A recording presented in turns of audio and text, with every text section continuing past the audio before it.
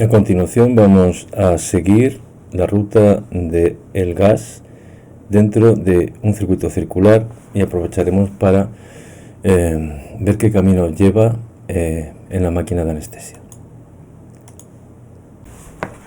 Lo que caracteriza al circuito circular, en primer lugar, sería el canister de cal sodada. El canister de cal sodada se encarga de recoger el CO2 expirado por el paciente y transformar este CO2 químicamente en oxígeno, vapor de agua y calor.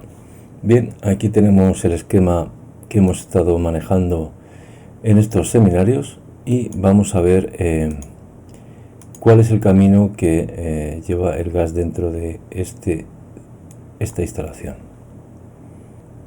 Recordamos en primer lugar la conexión al gas fresco de la bombona o de la pared, la manguera de oxígeno que se conecta a la siguiente pieza, que sería el caudalímetro. Recordamos que servía para regular la cantidad de gas fresco que vamos a depositar dentro del circuito. El camino sería desde la conexión a la manguera hasta la salida del caudalímetro, un conducto que conecta con el vaporizador. En el vaporizador generaremos la mezcla con gas anestésico y la conexión a la salida del vaporizador va a ingresar dentro de esta máquina de anestesia y el circuito que tiene montado, que es un circuito circular, un circuito con reinhalación, por la rama inspiratoria. ¿De acuerdo? En la rama inspiratoria tenemos conectado normalmente un balón, el balón reservorio. De tal manera que este gas fresco generado por el caudalímetro y el vaporizador, parte va a almacenarse en el balón reservorio y otra parte va a ingresar a través de una válvula unidireccional en la rama inspiratoria de este circuito circular. La rama inspiratoria nos conduce el gas, la mezcla anestésica, hasta el paciente. El paciente realizará un ciclo respiratorio y a continuación expulsará el gas. Recordemos que el flujo del caudalímetro es constante, con lo cual el paciente, al expirar este gas, va a encontrar siempre con una cantidad de gas fresco que empuja al gas expirado hacia la rama expiratoria. Y en la rama expiratoria, ciclo tras ciclo, este gas expirado que contiene CO2 va a atravesar la válvula unidireccional expiratoria y va a ingresar en el canister de cal sodada. La cal sodada es un producto químico que absorbe químicamente el CO2 expirado, lo transforma en vapor de agua, calor, oxígeno, de tal manera que la composición va a ser muy similar, prácticamente idéntica a la del gas fresco. Una vez se ha hecho esta absorción química, el gas expirado va a mezclarse de nuevo antes de la rama inspiratoria con el gas fresco que está generando nuestra máquina. Es el hecho diferencial de este circuito. Al reciclar el gas expirado nos permite reutilizar el mismo con un bajo gasto en oxígeno y anestésico, para que no haya mezcla del gas fresco, rama inspirada, con el gas expirado, rama expiratoria. Básicamente esto es debido a la presencia dentro del circuito de las válvulas unidireccionales. Estas válvulas hacen que el flujo de gas fresco vaya de la rama inspiratoria, con el balón incluido, atravesando la válvula unidireccional hacia la rama inspiratoria. En la pieza en I, y gracias a que tenemos un circuito virtualmente cerrado, gracias a la válvula expiratoria, la señalo aquí, también explicamos su funcionamiento anteriormente, hace que durante la expiración el gas expirado se ha desplazado a la rama expiratoria gracias a un flujo constante de gas fresco por la rama inspiratoria. ciclo tras ciclo el CO2 expirado va a ir siendo empujado hacia la válvula unidireccional insertada en la rama expiratoria, y una vez atravesado la misma va a ingresar en el circuito de cal-soda para que ésta ejerza su efecto. El resultado final es, cuando atraviesa este gas expirado la cal-soda, encontramos que se ha generado un gas prácticamente fresco, con prácticamente la misma composición. Ya no hay CO2, se mantiene el isoflurano que entra y sale del organismo sin ser transformado. Además va a tener vapor de agua, va a estar húmedo y va a estar más caliente, ya que esta reacción de absorción química del CO2 produce calor. Si analizáis un poco la colocación del balón reservorio dentro del circuito, parece por la imagen que es como si estuviera fuera, pero realmente está insertado dentro de la rama inspiratoria. ¿Cuál es su papel? Bueno, pues su papel es acumular todo ese gas que está entrando y que no utiliza el animal en cada ventilación, volumen corriente, y además en este caso también va recogiendo el gas que está siendo reciclado mediante la reacción química que produce la cal sodada. En cualquier caso, el balón también está ahí, como ya dijimos, para, en caso necesario, realizar ventilaciones, asistir, caso de apnea, a un paciente que se queda sin ventilación. ¿Es posible ventilar manualmente a un paciente? Sí, claro, si no tienes ventilador, vas a realizar una ventilación más o menos regular, con un volumen corriente más o menos parecido, pero nunca vas a estar seguro de si lo estás ventilando de manera correcta o no. Para ello vamos a instalar dentro de una máquina de anestesia con un circuito en general circular, aunque también se pueden poner ventiladores en circuitos del tipo lineal, a saber Bain, Magil o incluso una T de aire, y este ventilador nos va a proporcionar una ventilación más regular, más precisa, más exacta de nuestro paciente.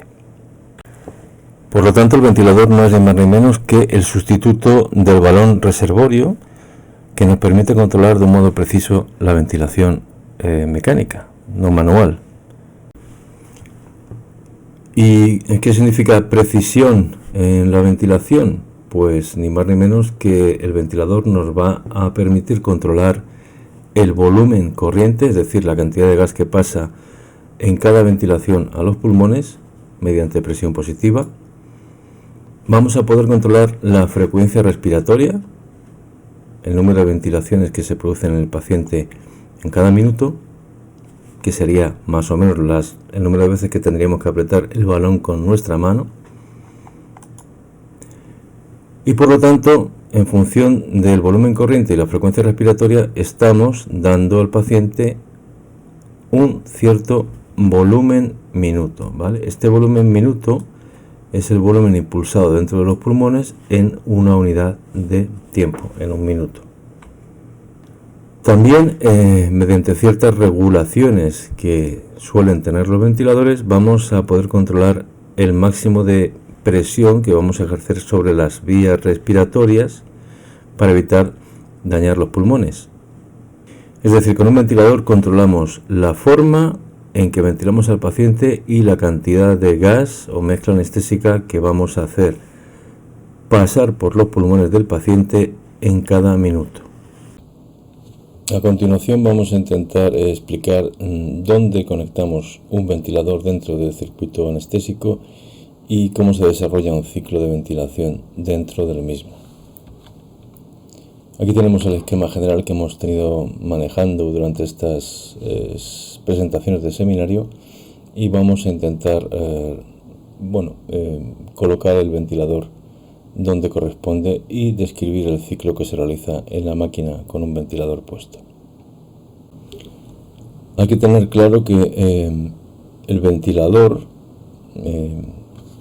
incluye dos circuitos de gases en su interior, los que están impulsados por presión de gas, y uno va a ser el circuito que está remarcado en azul, ¿de acuerdo? Que es el circuito para paciente, el circuito de gas anestésico, con su entrada y su salida, además de tener una válvula también de sobrepresión incorporada, una electroválvula en general, y luego un circuito independiente, que sería el circuito de admisión de gas de impulsión, ¿vale?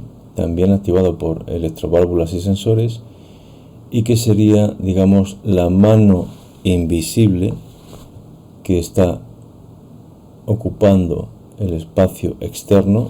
Es un vaso normalmente transparente, graduado, que nos permite visualizar la cantidad de volumen de gas que estamos impulsando en cada ventilación a nuestro paciente.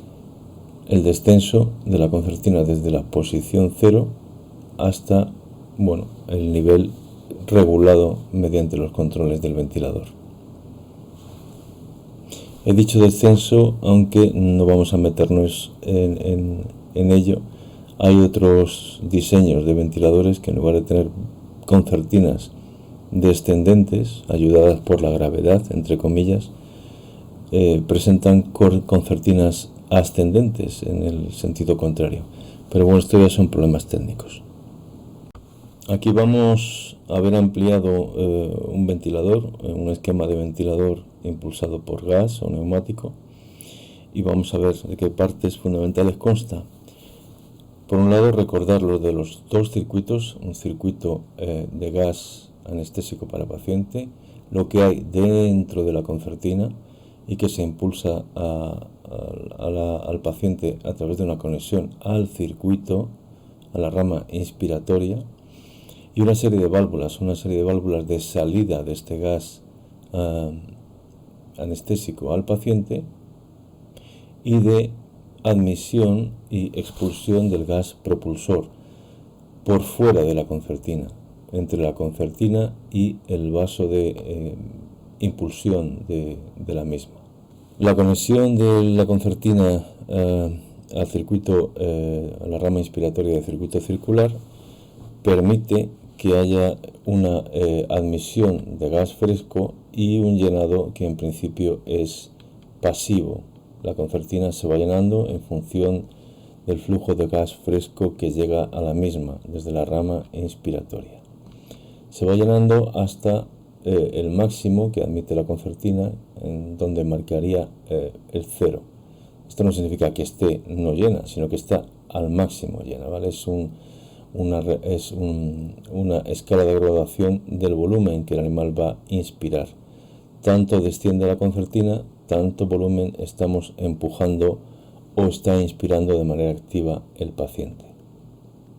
Aunque el ventilador no esté activo, hay que recordar que este paso de gas fresco de la concertina mediante el sistema de llenado pasivo al paciente estaría abierto. Si no fuese así, el paciente no podría respirar del volumen puesto a su disposición mediante esta concertina, que también hace de reservorio de volumen corriente.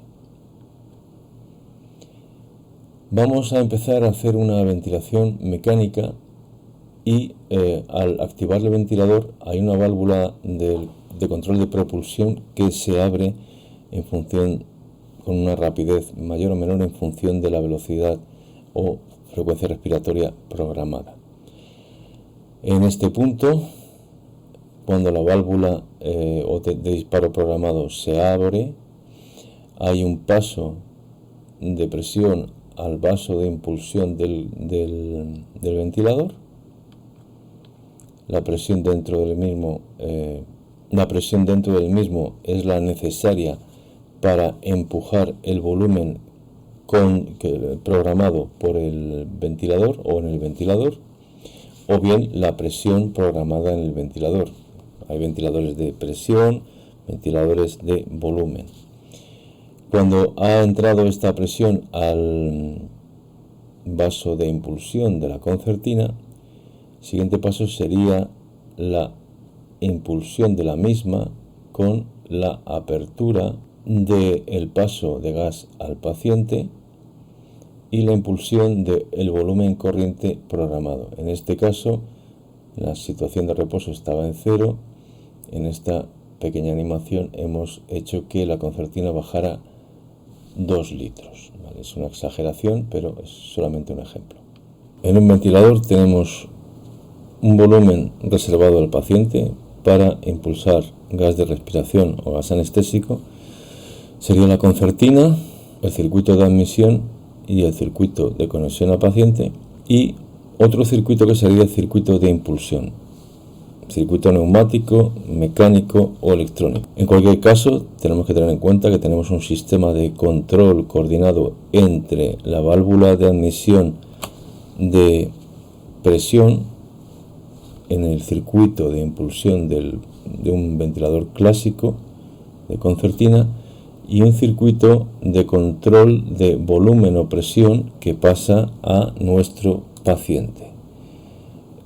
La coordinación entre ambos es importante, de tal manera que siempre tengamos controlado la cantidad de volumen o gas que va a pasar al paciente, bien regulado por presión, ventiladores de presión o ventiladores de volumen. En estos últimos controlamos el volumen corriente para nuestro paciente, y en la modalidad de ventilación por presión vamos a regular la presión máxima en vías aéreas que vamos a alcanzar en nuestro paciente.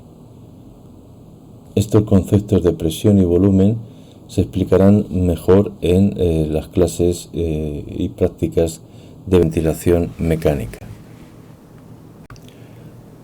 Hay que recomendaros encarecidamente que siempre que empleéis gases anestésicos intentéis utilizar sistemas de eliminación de los mismos, bien sistemas químicos, absorbedores químicos de anestésico, normalmente mezclas de carbón activado con absorción activa, como es el caso, o bien absorción pasiva. Sencillamente, a medida que el gas en exceso va saliendo de la válvula expiratoria del circuito, este va a ser recogido por el cartucho de absorción química, o bien mediante absorción activa con esta especie de aspiradores que están adaptados al cartucho de absorción químico, y que, a falta de una instalación más complicada y cara, como estos aparatos de aspiración activa a través de generadores de vacío